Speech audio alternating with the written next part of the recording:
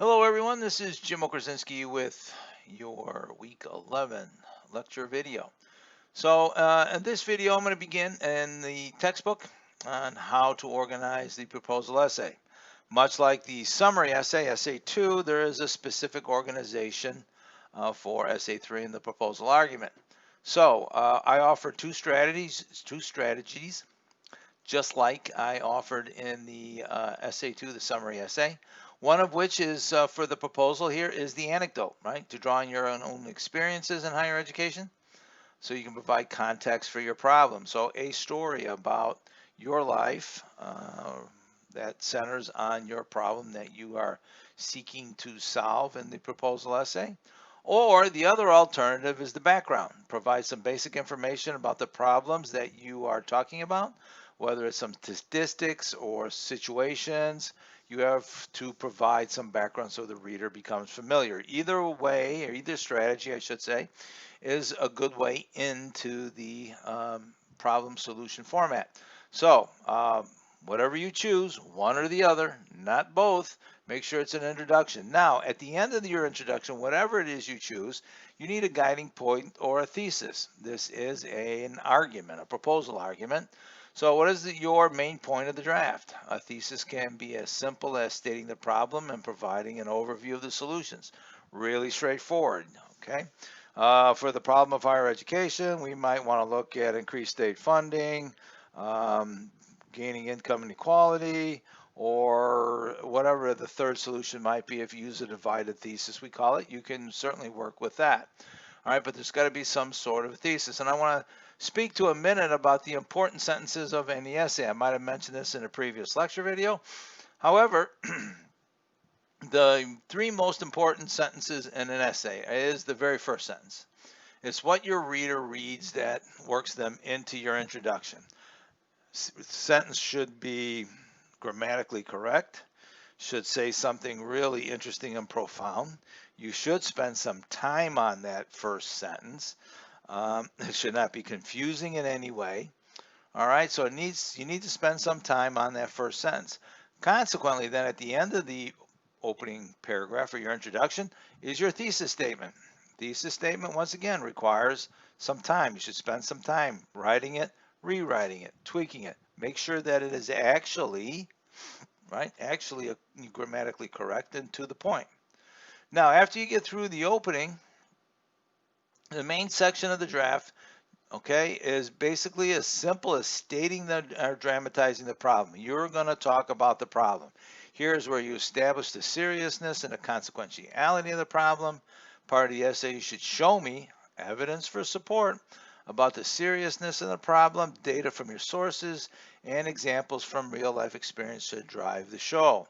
So the idea here is if you have something, a specific experience, a personal experience that supports the seriousness of the problem, okay, you can use it as academic evidence. There's a whole body of research on this. This is not new, but the danger here is not to let it run away and turn this into a first-person narrative about your problems in higher education.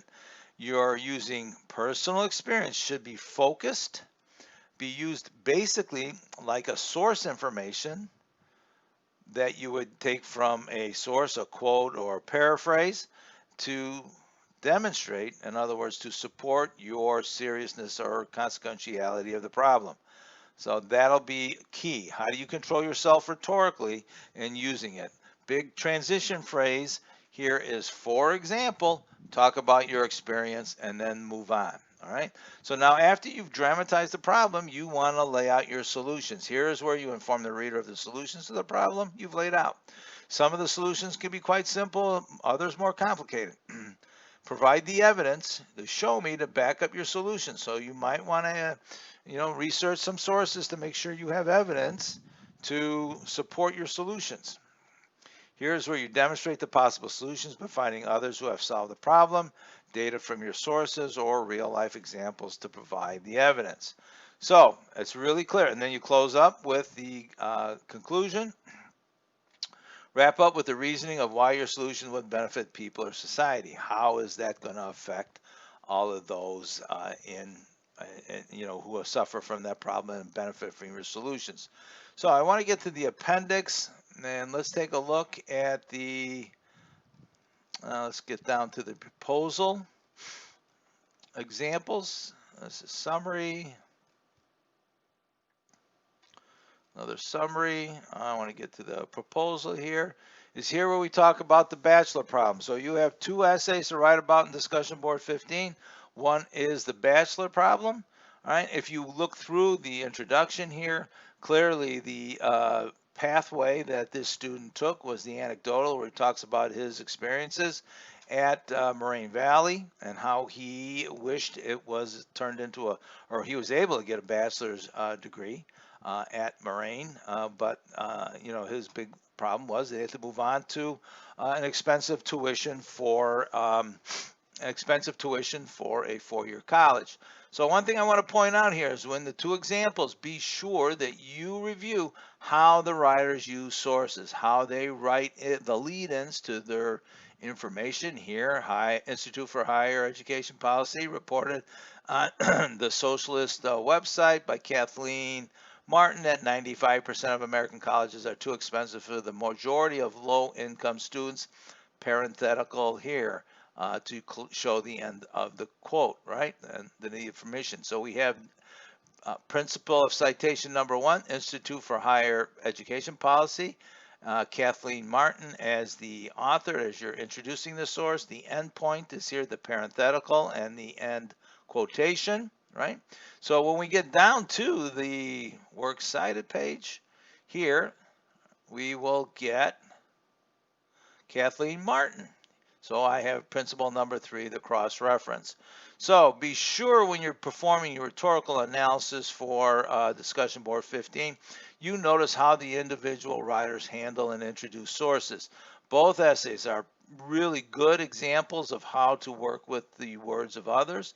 If we go down here to Brianna Boyington, okay, this particular source, you have the same 3 principles followed. If we go down to the works cited page, you will find that all of these sources in this particular essay draft are cross-referenced. Here's Dickler, cross-referenced to the works cited place. So all 3 principles of citation are successful here. Whenever sources are used, they're introduced, starting, endpoints, cross-referencing. A very good example on how to work with sources. Now, the particular right here spends a great deal of time laying out the problem. It's just fine. And he comes up with one solution. Would it be great to have more solutions? Yes, of course. But here is the distinct rhetorical shift, okay, from problem to solution. Let me explain. This is a problem-solution format. So it's not problem, solution, problem, solution, problem, solution. This is one problem, seriousness, talk about it, support it, and then move to the solutions. I can't be any more clearer about that structure. All right. So they talk about this. He talks about the solutions and then ends up wrapping up the essay into the conclusion here. Now, if I were to move on to the second example, now please note how the works cited page is formatted. All sources are organized alphabetically by using the last name, first name of the authors, as you can see here. Okay, if there is no author in your particular source, then the article itself, the title of the article, is where you would use the first word to organize it alphabetically. That's how we cite sources. So once again, take a look at the resource videos in the unit and how to go about citing sources. All that information is available. You can use EasyBib if you're grabbing stuff off the net. Just make sure you include all the information. Authors, we engage with authors here, right? So this is the way the works cited page is formatted. Please note all citations have a hanging indent. This is a hanging indent here. You can do this simply by clicking on format. If you click on align and indent, you can click on indent options, right here with special indent, you can get the hanging indent by highlighting your text and applying it there. Instead of first line, you just use hanging indent. That's all you need to do. All right, so that's important there.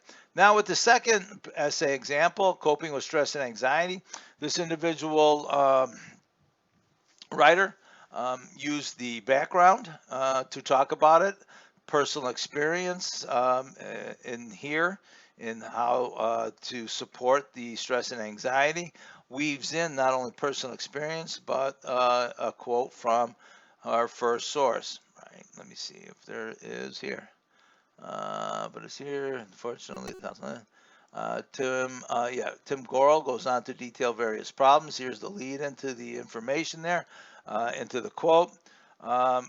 We begin to we have our academic discussion, or we carry on an academic discussion with authors. So you want to make sure that you engage with the author. I don't want to see words like in this article. We don't put that in essays. We have conversations with authors. Remember, first time is first and last names. The second time you can use the last name. Here's the parenthetical right here. So as you work through the example, please note how the writers here introduce their sources, how they show starting and end points, and how they always have a conversation with the article. In both examples, nowhere does the student writers in these examples indicate, and refer to an article. They engage with authors. All right.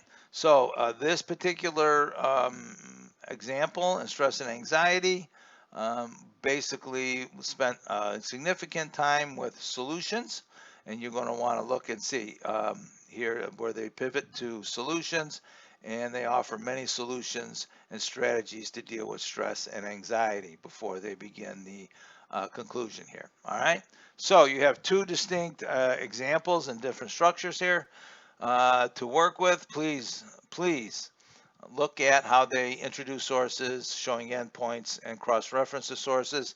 Here we have another example of a works cited page. You have all the sources in alphabetical order, all with a hanging indent. If your works cited page does not look like this, you might have a grading problem in the conventions in the MLA guidelines section. All right, this is about as perfect as you can get citations here in a works cited page. So I hope this particular lecture video kind of fills in the gaps for not only the discussion board 15, the example analysis, but also as we begin moving to the drafting phase of Essay 3 into next week. All right, so if you have any questions, please send me an email. Good luck. Stay safe out there.